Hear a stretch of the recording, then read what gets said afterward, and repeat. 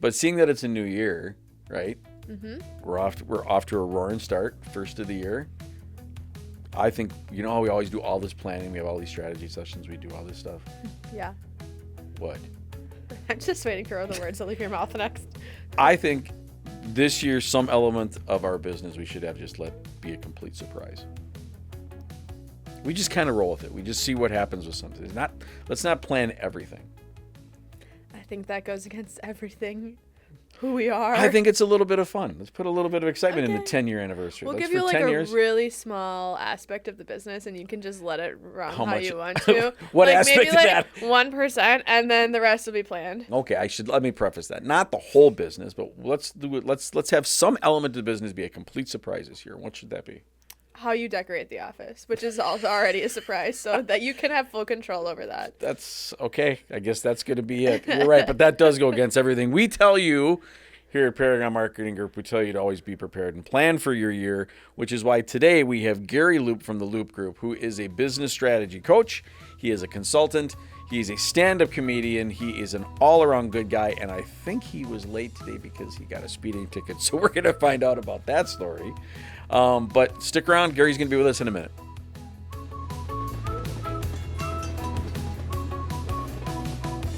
Hey, everybody. This is Skip Ranke. And Emma Opperman Vogt, And this is the Main Street Marketing Podcast. a podcast where we discuss anything and everything marketing. And today we do have Gary Loop, the infamous person who did not get the speeding ticket. Yes, You I got did not. out of the speeding ticket. Well, I think the most disarming thing you could do with an officer is tell them what really happened.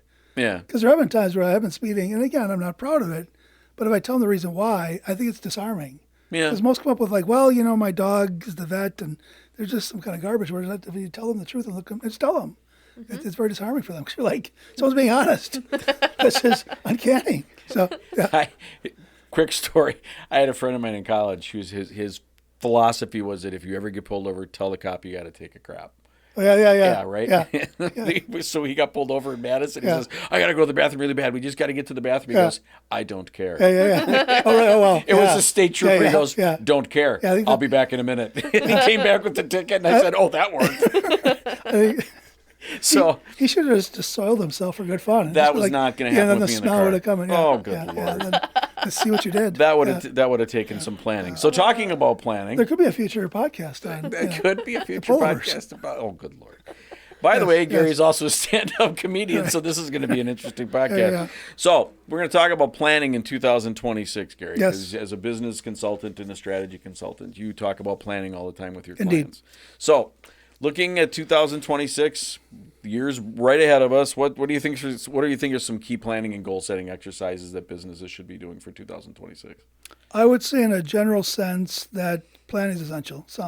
But I think being detailed planning. I think for me, time and time again, and the reason why I have a job, oftentimes is that there's just not enough planning going on, and that's why there's kind of a lot of times you'll see this organization 2030, this organization 2027, where they're going on kind of 5 years. Now, of course, you never really can plan that far as much as possible, but at least you're putting kind of a target out there. For example, the United States wants to get to Mars, sometimes 2030. You've kind of put something on the map to say, I want to get there. Now you're doing all the work, so it kind of gives everyone the vision to do that. So, so I think it's doing that not only so putting some broad plans out there, but then also putting some kind of the short-term ones that you know that you realistically can hit. And then I'm also a big fan of that.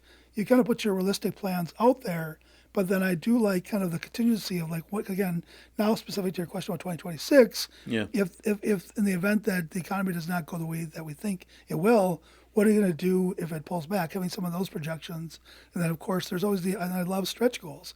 Hey, listen, if we can really do all the things that we want to do and we do them well, let's hit stretch goals and let's have incentives based on that. It can be compensation, can be whatever it may be. Yeah. But you have those incentives. Employees know what they're shooting for. They know also if something doesn't go the way they want it to be, then there's a plan. They're not going to have to go freaking out. So what are we going to do now? They know that there's a plan. And I think the more and more that from the senior leadership down to the middle management down to the front line, the more that they know what's ahead of them. Because particularly when I think about the front line, I've always said the front line is almost like driving in the fog. They don't see the big vision. And I think as leaders at the highest level, the more and more the middle management, great. Senior management, your board of directors, CEO, that's great to know that. But the more and more the people that are doing the actual work, the more they understand the why and why they're doing it, and the vision for the future and the plans, and really drive communication strong, I've seen success time and time and time again. Yeah, I think we talk about where we are 1, 2, 3, 5 years. I mean, I have a goal for. I announced my retirement date. At the last meeting, I said it's August 10th, 2030. What did I say? 2035. 2035. Love it. That's the party date. Well, It's a Friday. It's your 50th birthday party. So Yeah, that is. Yeah, yes. Wow, Carrie, you're awesome. That is my 50th birthday party. No, but I mean, it is good to have that vision and what's going to happen in 1, 2, 3. But like you say, having to constantly review it because not everything goes as planned. Yes. That's an interesting analogy though, with somebody who's like on the bumper in the fog. That's a really good. I never really thought about it that way. Yeah. But we have our stretch goals. I mean, we've got our good, better, best, and knucking futs. Yeah. The knucking futs goal is like, oh, geez, that's our stretch goal. Absolutely. Then you got to have them. No, yeah, that's a good idea. I like that insight. That's awesome. Now, I think you were alluding to this and getting into some of it with making sure you communicate with all levels. But how would you recommend that business owners, business leaders, they invest in team development to fuel that growth? I think the key word to use there is invest. Because I think oftentimes where companies fall down is they want to do this, but they don't do it. And I think there's nothing worse than not doing it, number one. But number two is communicating, saying, listen, it's almost like a bad relationship where you say, in the future, I won't do this again, and then you keep doing it. Where I think it's really so critical because employees will come to know whether you're going to follow through or not. I think follow through is just critical. And so I think there is this idea that number one, you have to make the decision to invest, but then secondarily to make sure that you do invest. Mm-hmm. And oftentimes, again, when life gets busy, things are going on, the unexpected happen, the tension can turn to that very quickly. And that whole, we're going to invest in people and do this thing, kind of falls by the wayside. And that's why I think I'm often reminding people in times that I speak publicly or wherever, even working with organizations that I do, there's just a critical importance. If you're going to do it, you got to do it, because I think it's important to communicate that and follow through. It really is really like a relationship. I mean, obviously, if you think about it, because a great relationship is one where there's true dialogue, to go back to the previous question, true communication, and then follow through. Because I could tell you all day long I'm going to do these things, but if I don't do them, what happens is two things happen. You don't get the payoff that you wanted, but also your employees begin to think, well, they told us this last year, they never did. They said they're going to be doing this event, and they never did it. And I think there's just a lot of wins by not only investing, following through. And then that leads into kind of not a declining culture, but that leads into like, well, I'm not. That leads to a lot of unsatisfaction. Yes, within, 100%. And then that wrecks your culture, and that's not a good thing to do. Accountability is key. Yeah, that's one of our core values is accountability. Yeah. But the thing about it is, you talk about investing in education and looking at that. But I mean, I really want to take a stance this year for everybody to invest in time, which is our most valuable asset. Yeah. But investing in the time to learn new things and to have a vision for each individual, but everybody's area, including myself. I mean, I have to look at something differently from my perspective as the leader and as the owner of the organization but with Emma and websites and Nate and video and graphic, whatever, what's coming down the line so we are ahead of the game. So like we look at that, let's talk about managing your time, but that's like our processes. So, I mean, if you take a look at that, I mean, what should leaders, what could leaders do better to manage their time, look at their process? What can they do to help be more efficient in 2026? Well, I think on a personal level, given the distractions of social media, what I'm seeing time and time again, what's really cool is I work with leaders and I put them through what I call a very brutal, torturous plan. And it's kind of just a work tracker. And oftentimes organizations use it, I think, in a way that's more as a stick than the carrot. And it's a way to really just having, even at the highest level, high-level CEOs or presidents and VPs go through and kind of track their time. And what's really cool, several things happen. One is that they begin to say, boy, I didn't realize that I'm spending 12 hours a week just doing this stuff that I should be doing. So there's an element where it's like, can we now delegate this to someone else? But also, oh my gosh, I'm looking on social media so much. I'm going on LinkedIn and do my work, but now I'm like going down the rabbit trails. And so I think there's kind of there's that individual time, but then collectively is how can they, because one thing I see too is that organizations have processes in place that are like moldy. They're like 10 years old. And so when I come in as a consultant, I'll say, well, tell me, like, where did this start? Well, back in 2011, Betty was here, and then she transitioned over to Bob, and then you kind of like, well, and then we started like digging into the process, and it makes no sense. Right. It's no longer relevant. The leader that originally crafted it, it made sense for them. So I think there's a lot of companies still educating their playbook. Like using a football analogy, the run game back pre-1990 was the game. Then the pass game came along, and you can see some organizations where they're still running the ball. And you're like, well, there's something called the short pass, which gets you the first down also. Right. So and what's really cool about in my work, what I love the most is it's not an indictment kind of approach. It's more of just really kind of good questions. And I think that's where for me personally, the stand-up comedy background is good because I can ask questions with a smile, and it's genuine because I want to get to the heart of what they're doing. Because, really in my business, it's about people. I always say it's about you and your business first, you and your family first, your business and your business second. And again, if you can develop people and have them make sure their time's being wisely, because also a lot of processes also impact those down the pipe. And I think they also don't know why they're doing it. And once you begin to say, why are you doing this? Like the light bulb goes on saying, oh, so you're suggesting we should be passing the ball versus running every time. So, yeah. I mean, I don't go down the rabbit hole ever on anything. No, I wouldn't. Never. Not once has that ever happened. I even watched Nate on the other side over looking. He's like, that smile just went big. He's like, you always go down the rabbit hole. But Maybe not during this episode. Maybe not. But I mean, I've been catching myself doing that a lot more lately, and and I've kind of been we've been having these conversations about our processes and what we can do, and they're always changing, they're ever evolving, and I think that's a really good point. But I mean, you have to look at your time. I mean, I know I waste time. All the time, and I could be better with what I do. Well, we have a surprise. We have a surprise for you today. This is an intervention. Yeah, it is. So Nate and Emma, we talked prior to this. Okay. And there's going to be a polygraph later on. Nice. That would make a good and it's going to be live with like millions of viewers. So. We talked about this. We did actually talk about this before. We talked about getting up by the buddy that has the polygraph machine and doing a polygraph episode. And I thought that would be, okay, we got to do that. Yeah. You just resurrected an idea. Nice. That's awesome. We're doing it. Well, I'm going to date myself, but there was a show, Gilligan's Island, back in the day. And the islanders, one day they found these truth serum seeds. And then, of course, they all learned what they're all thinking. And so either the polygraph or the truth serum seeds from Gilligan's Island. Nice. That's amazing. Yeah. All right, bringing it back. Yes. We've talked about, investing in team development, time, and efficiency. What financial planning steps are essential to ensure that stability and opportunity throughout the year? Yeah, first and foremost, planning, again, 1 to 3 years out. I mean, 3, again, is kind of more that long range. You know if you can hit it, but really just setting clear numbers. In my previous corporate career, it's been really invaluable in my work business. Is that I had departments that were $30 million, and at one point I had up to $60 million, and I was getting down to like the very dollar, which sounded crazy.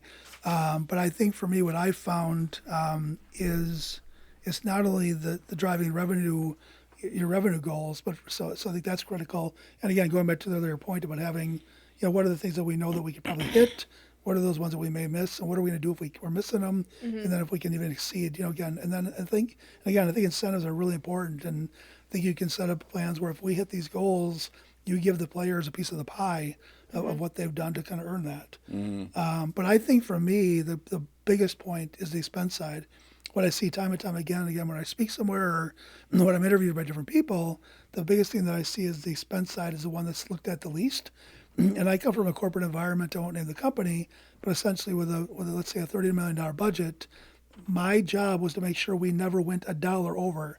There were consequences if you went a dollar over. And this was an organization where of that $30 million budget, 70% of it was labor, and it was a union environment where labor they were getting a 3.5% cost of living increase every year. And so essentially every year, when you think about 30 million and break it down to 21 million is labor, when you multiply that times 3.5, it's right around $700,000 that every year our group, our department had to find. And it wasn't just laying around like, oh, look, it's there. It's finding those efficiencies. So I think, of course, organizations can get to a point where they cut down to the bone. I think that's not right. But I can assure you in almost every company, if we went around, kind of walk around the country with any company, we'll find 5 to 10% savings easy. Sometimes 20, 30, 40%. It's that simple. And I think that goes, of course, profit is, revenue minus expenses. And I think so the revenue side doesn't plan it out, but the expense side is really digging deep of what we need to do. So, And you use and then you can you find those dollars, you use those dollars to build out to do whatever the things you need to do, or you can use it. So let's talk about innovation. You could use those dollars for innovation. So what kind of innovation strategies should people look at?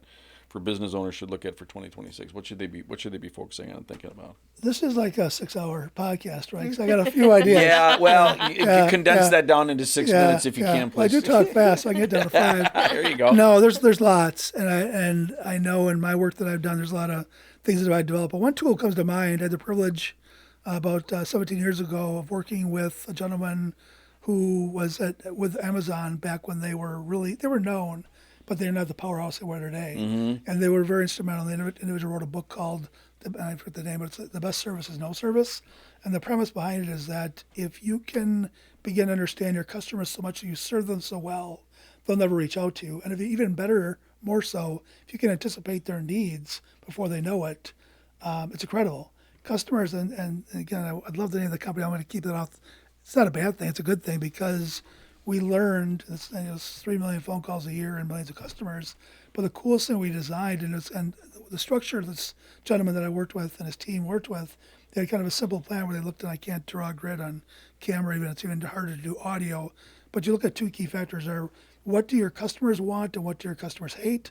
What do you as an organization hate to do or know it's not a good idea? And what does your company know is a great idea?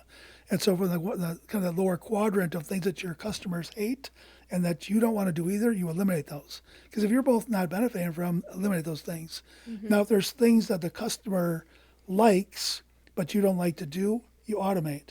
So you're basically saying, you know what, you want these things, but as much as possible, you automate them. Mm-hmm. If there's things that your customers they don't like, but you know what's essential to do, it's education. That goes back to my earlier point about communication, is if you can just proactively with your customers say, listen, I know you don't like that, the way we build this way, or even if we do this or that, we want to let you know why.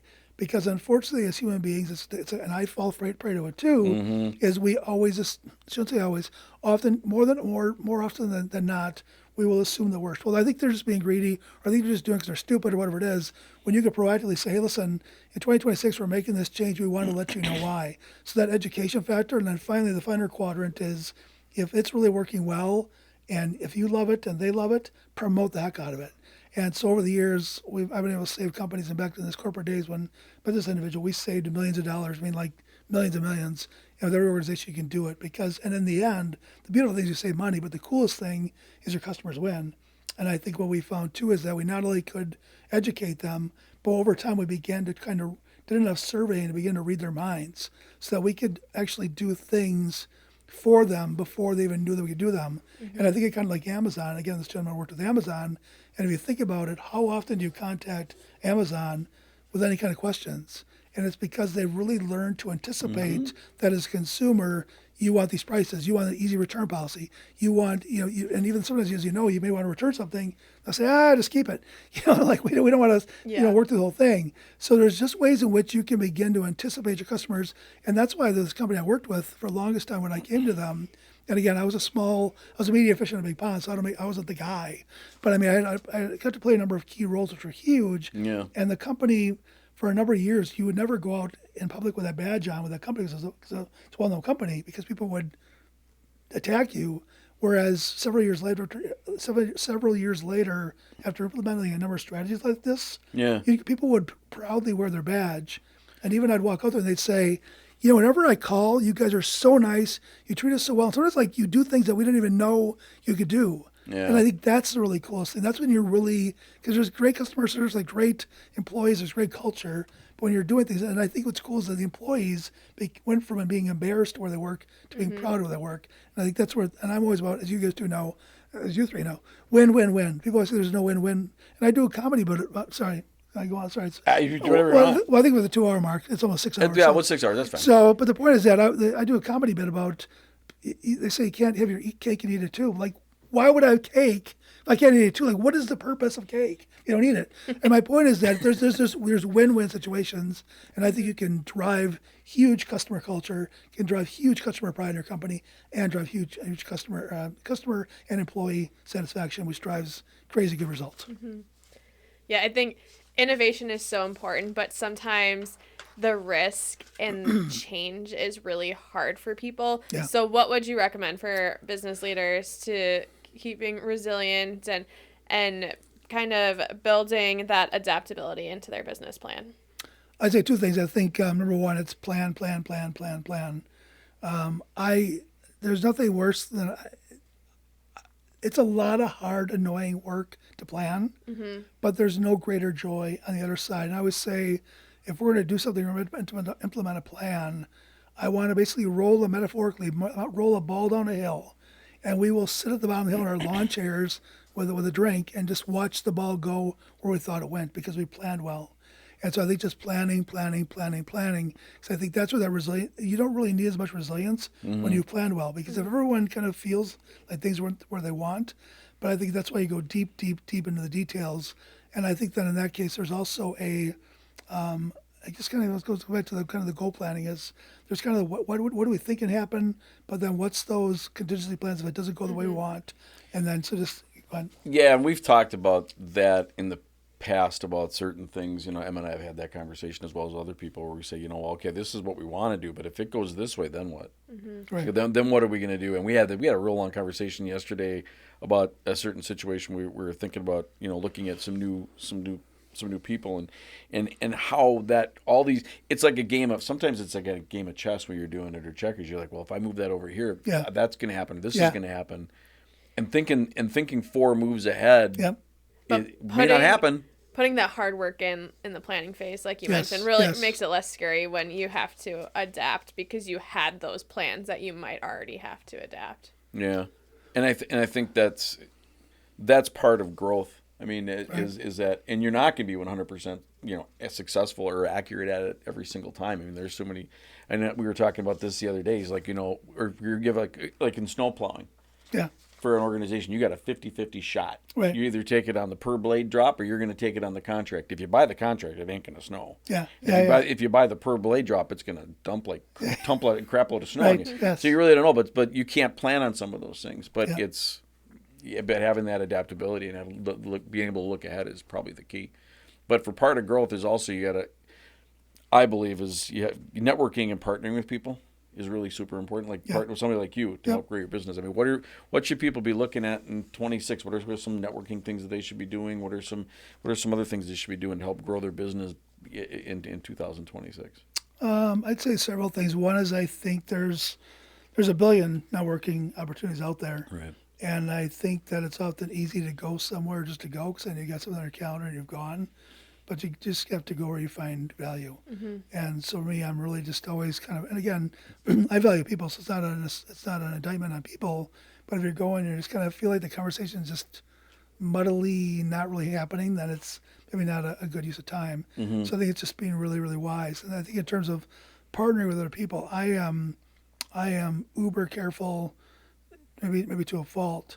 But I think partnerships, relationships, I've always found, I think at the highest level, you kind of your marriage, but I kind of find a business partnership to be kind of 1A, because my personality is pretty, I can really work with anybody. But what I found if I partner with somebody in business, because I'm so into the details and I want things to be excellent all the time, if I'm working with someone, and again, I have my faults. This is not me, it's not me saying, well, if you weren't as good as me, then then we'd be fine. But I mean, it's really knowing each other's strengths and weaknesses up front. And being able to make sure the strengths complement each other, and that whatever weaknesses that could be kind of an issue is to make sure to kind of meet those out, because I think we all know a number of organizations where a couple of guys got together, they were good friends, they started a business, and it went for a long time. Something happens, and those stories are prevalent, and that's why I never want a relationship to die based on what it is. And that's why I think setting the ground rules, and I think so. That's why with partnerships, it's a ton of research. It's identifying.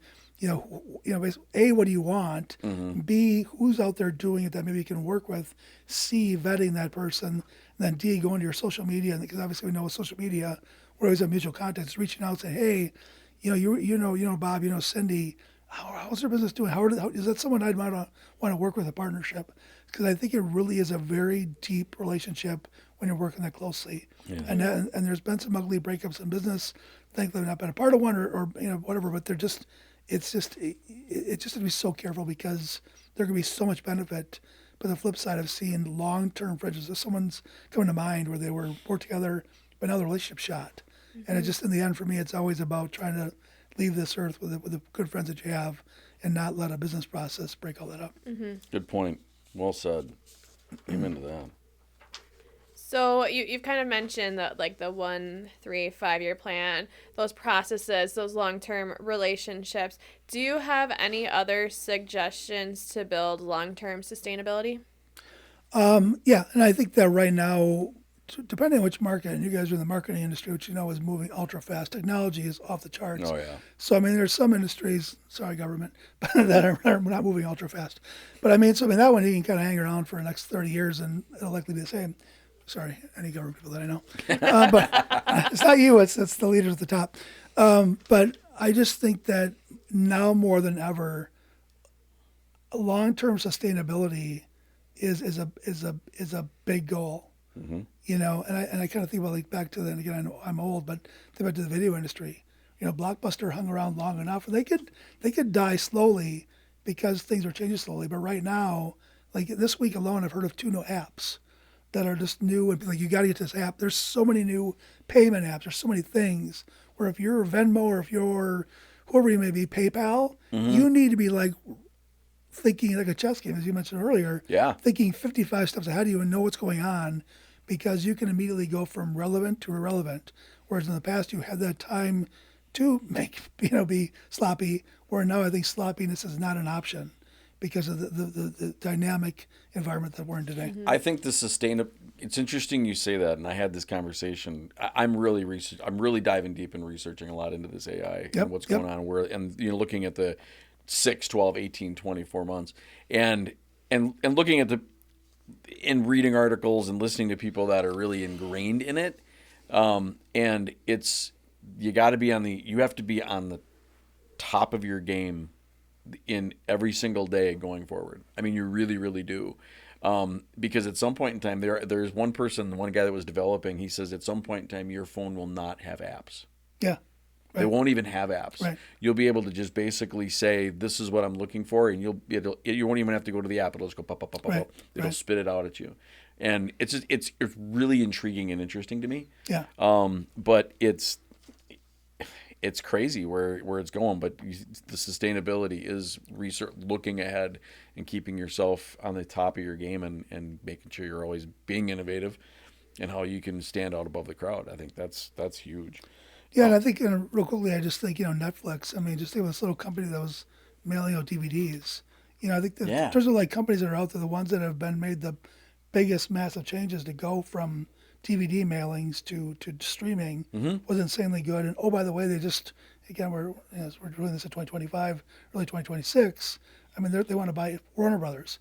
Now, who would have thought 5 years ago? Oh yeah. That a company that was, hey, here's some DVDs, to going to streaming and now producing, films and movies and such. And now we're going to buy Warner Brothers. It's insane the level in which things are moving. And there's going to be a whole lot of people left behind, and it's always being innovators, not being left behind. There's a reason why the windshield is bigger than the rearview mirror. There you go. Look ahead. Well said. I have those ones. So Yeah. I'm pretty insightful. So people are developing in their business world. Yeah. What can business owners do for their own personal development? That's always key. Yeah. So what do you think they should be? What can they look to do in 26 to develop themselves personally? Well, I think number one, health.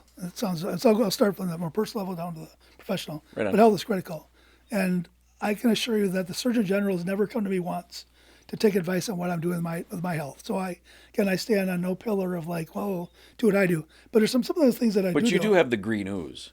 The green ooze? The green stuff. The smoothie. Yeah, the smoothie. Yeah. So I wasn't going to share that because I think with a smoothie, I don't like fruits and vegetables. I just don't. I was born, I'm in the T-Rex family.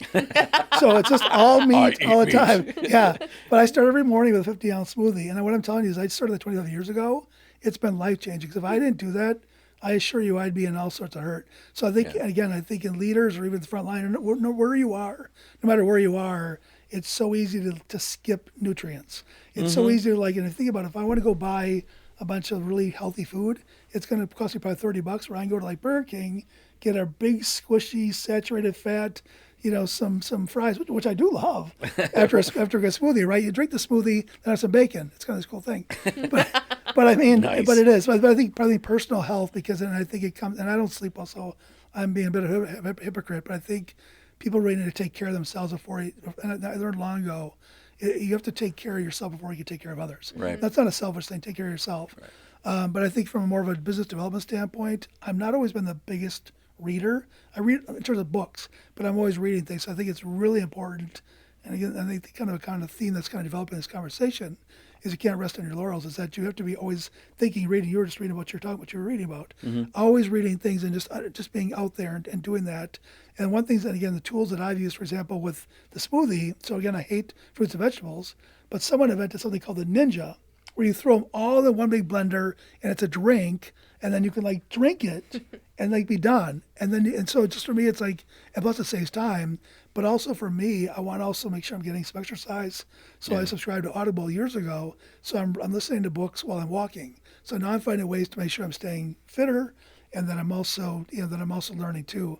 So because I know it's not always easy to take good health decisions or to take good learning kind of the growth. Yeah. But I think by finding little key ways to, because again, I drove on the way here, I did enjoy some green goop. In the same cup you've always been using? Of course, yeah. I've never asked you this question. I'm going to ask it. Yeah, of course. Do you wash it? Yeah, of course. Okay. Yeah. There's some people that do not wash. I had a guy that I work with. No. He never washed his coffee cup. Yeah, no, it's not ever. good. He says it ruins the taste. No. I'm like, oh God, that's gross. I kind of figured you did, but I was always wondering if you. Well, I'm glad we know that about you. Yeah. You do dishes. No, of course, yeah. But here's the cool thing, though. We had my wife and I did premarital ministry for years. There was a gentleman who was going on to become a doctor, which he has. But we were talking about some of those things, and he said, "But those kind of things build your immune system." So your coffee cup friend, he may have a steel. He was never sick. That's what I think. See? Never. He never missed a day of work in the 12 years I work with him. See? I think the key takeaway today is don't wash your coffee cup. And I'm going to stop washing my food. I'm serious, but it's true. He said you build an immune system by being exposed to more germs. I'm still going to wash my dishes, but I am glad to know that. So I think just grab a glass out of your toilet and just drink some of that. Oh, but if you have a bidet, you don't have to worry about that. Who has one of those? I don't know. I think I was going to say, final thing I was going to say too is, as you mentioned, AI. Yeah. What I'm hearing on occasion, I'm hearing it more and more. They don't know more than they don't know, and then also they're not studying it. And I think that's like daily nutrients is AI. Kiss of death if you don't. Right. Because I think that's what back in the caveman days, someone probably invented fire. That's going to be a fad. The wheel. I mean, this is like at that point where the internet, it is huge. It's coming. It's here. And it's going to change lives. It ain't going away. I did this in the December podcast. And I don't know if I hope somebody got something out of that. But at the last part of this 25, you saw people in their pilot lights were out. Yeah. They were just like, I don't have a spark. I'm freaked out about all these things, and I don't want to. But this is just another rung in the ladder of evolution. And I think you're absolutely right. People need to be looking at that all the time. Yeah. And finding ways. It's a tool. It's not. Yeah. It's not a tyrant. It's not. You're not. It's not going to just. The Terminator's not going to come and kill you with this thing. Yeah. Maybe someday. Who knows? We'll probably all be dead. But if that happens, fine. Whatever. Yeah. Welcome, Jesus. I nice to see. Yeah. But it's still, you have to be looking at it. And I think that's a very good point. Well, I think also there's my AI soapbox. Yeah. Well, as I say, right, I don't have. For years, I've thought I should have an administrative system, but administrative work is something I feel like I can do. But with AI, I've kind of used that as a tool to, let's say I need an agenda, kick it out. So it's been an incredible time-saving tool too. And then on a lighter front, I'm on a text chain with a number of friends. On occasion, if I want to create a logo to mock another person about their sports team, I can create a logo. So AI has a lot of tools that you can use. Useful. Maybe I don't need that person to follow me around. Maybe I just got to figure out how to use AI. No, because you go down the rabbit hole. You're not the type of person that has the personality. I need somebody with a clipboard and a pen to walk me around. So we've talked a lot today about planning. Yep. If you had a quick piece of advice, yes, do the plan, put it in place. but how do you measure how it's going and the success? I'm a big advocate of one of the organizations I worked with. We had roughly several hundreds of employees, and it was in a call center, so we had millions, about 3 million phone calls a year. And so we basically, in the beginning, coming into the year, we would plan out the year, and then and I still even do this with the clients that I work with, is we identify kind of all the things that they want to work on. We prioritize them because I think we know a lot of entrepreneurs, a lot of businesses want to do 1,000 things at once, and they do them, and it's hard to do that. You can't do them well. And so really kind of sitting down, this goes back to this really arduous, awful, terrible, torturous planning. It's the deal, because we sit down and we say, you want to do all these things. What's the realistic timeline? You start saying, okay, you've got 20 things you want to accomplish. We can knock out 1 through 3, 1 through 4 within 3 months. We can knock out, and you just put out a plan, and you basically say, here's this plan, and then you identify who does what and by when. And so, and I go back to the story about the call center, because what was cool is that every Thursday, I think from 3 to 4:30, we had a 90-minute meeting where we could sit down with leaders and systematically go through and how's everyone doing. So several things happen. One is that things are getting done. Two is that there's an accountability factor where that when you get people knew that they can they need to be prepared to report out to get these things done. And also what I loved about it too, we found a number of shining, and I'm still with a lot of my clients, that we find some shining stars, people that don't always speak up. They're maybe apprehensive to speak up, but when they're given a place at the table and they're given a chance to show what they do, they're the ones that have been doing the work all the time, but they just didn't say it. Yeah. And just so I think it's really so much about what are your priorities, putting them in a timeline, identify who does what and by when, weekly meetings, and you kind of go through it. And I think what's really cool is over time, people think at first are like, Gary, do we have one of these meetings today? But then months later, like, let's get there, because there's an excitement, because you start seeing movement happen. And again, it's the old classic, every journey begins with one step, and the journey begins with one step. And when you kind of have a systemized plan, it's incredible. That's awesome. That's good advice. That's amazing. Now, Yeah. with all that said, we went through all these things. Yeah, now yeah. what we're going to do is we're going to hit you with rapid fire questions. Yeah, of course. Well, that'll be 1 hour. I was gonna say that'd be hard for you. Yeah. But so we're going to hit you with some rapid fire questions. Whatever comes to mind, Yes. spit it out. Good. What is the best business advice that you've ever received? Yeah, lots of great people, and and a great God, if I may say. I think the biggest one is that what comes to mind is that when I first came into management for a large company, it was my first manager job. I came in with some natural trepidation of like, well, what do I do? Because my heart said I want to treat people well and have excellence, but I think I wasn't sure that a management or senior leaders would adopt that. I was so blessed to start working with two bosses that come to mind who actually hardworking, want to drive excellence, but they also cared about the people and cared about processes. So it was so exciting that you actually can. So why I tell you that, because 30 years later, I now know, and I'm convinced and seen it time and time again, and have implemented it, that you actually can drive an incredible company and treat people well. Because oftentimes, if I have to enter an organization, and in the beginning, I was originally, when I started this business 13 years ago, I was going into distressed companies because my corporate world, and I spent a couple of years, the city of Milwaukee, served in the cabinet, and my job was to clean up a bunch of, not politically, but to clean it, to build a call center. Yeah. But there was a ton of messes there. And so I think just the point is that, oh goodness, I lost my point. What's my point? Treat people nice. Yeah, treat people well. Is That just time and time again, there's ways that you can do things exceptionally well and treat people well in the process. Cool. And I think that there's a number of, so much for the quick answer. But I mean, there's a lot of leadership development that I love to do, where you get kind of and I don't think that they know. They think that they think that they have to have a heavy hand. Mm-hmm. If you've got processes in place and accountability in place, you don't need to. Yeah. There's also doormats where they just don't know how to speak up. If you've got a process in place and accountability, they've got a playbook they can go to saying, gosh, boy, Bill, or Susie, you're really performing at a high level. There's got some incentives. Joe, you're not doing as well. So it's a really giving people the tools to lead the best they can. Nice. What is something you've read, saw, or listened to lately that you would recommend to our listeners? Again, a lot of good stuff, but I think the one that comes to mind is Being Mortal. It's a book. Okay. It's a book. It was at a very timely time with the loss in our family, but it talks about just how as we grow older and how the medical system, we're trying to keep people alive by medicating people who are on 85 medications. Yeah. It's a good book to read because it kind of shares a story of how we're not designed to live this many years on pills.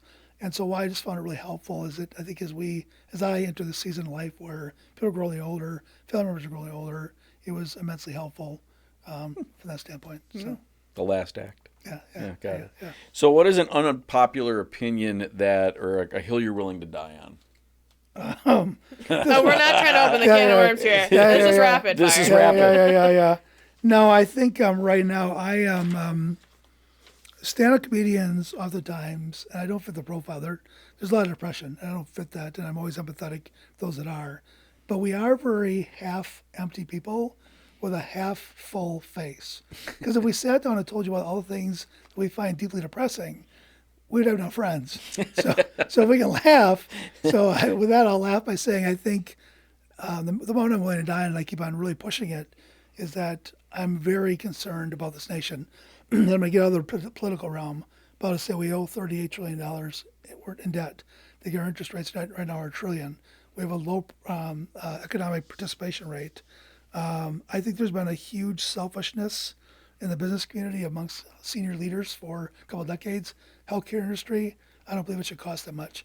The business has gone ahead of the patients, and that drives me crazy. I think the housing market, a lot of huge institutional investors have bought homes, and they're charging exorbitant rents. Yeah. So I just have a very big heart for that the generations at present or that are ahead of us have deeply caused our next generation to be really behind the eight ball, and that breaks my heart. And I think from a business standpoint, I don't know how much more sustainable we can keep. For the last 17 years, we've been printing money and buying our own debt. Last I checked, that is not a good plan. And so I've got a very deep. That is a whole nother podcast for us to talk about. And I will be glad to host that with you. Yes. And so what's coming out of this episode? A new podcast with Gary Luke and Skip Reinke. What the hell's going on? No, All right. It's deeply troubling, and I think that's what I'm trying to tell people. Because I'm not trying to depress them, but because I hear people, because I know people that are retiring now, and I worry for them solely because they think, well, the market's going to go up 6% a year. I'm not convinced of that because there's so much drag on the economy. I'm not sure if that's possible. We'll see what happens, I guess. So if listeners take one thing away from today, what is one thing that they should take away from today's episode, in your opinion? This comes from my faith, but I believe it to be true, is love others. That is well said. Good way to end this. That is a great way to end this. Gary, thank you so much for coming on the episode today to talk about this. Appreciate all your insights. It's going to be awesome for people to know. You can pass all this information. This is really great. Thank you so much for that. Well, thank you. Appreciate it. Awesome. That was pretty interesting stuff. It was. I mean, one thing that I did take from it, well, obviously, is that it's, plan. That,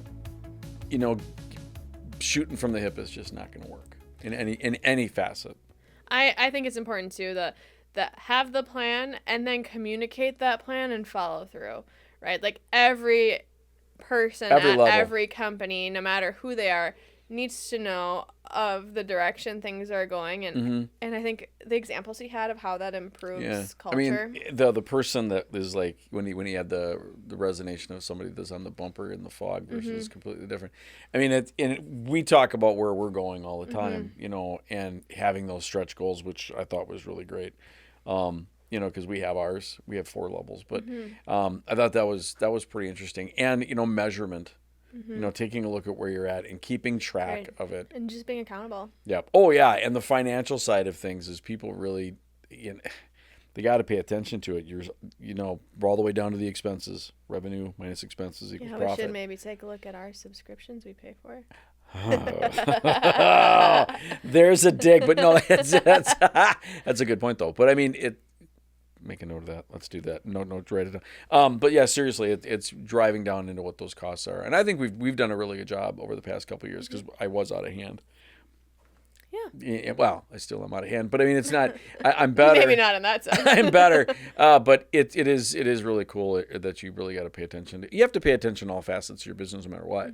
But I think this really looking forward, all these different things you can look at for 2026 will really help people be profitable. So it's a great episode.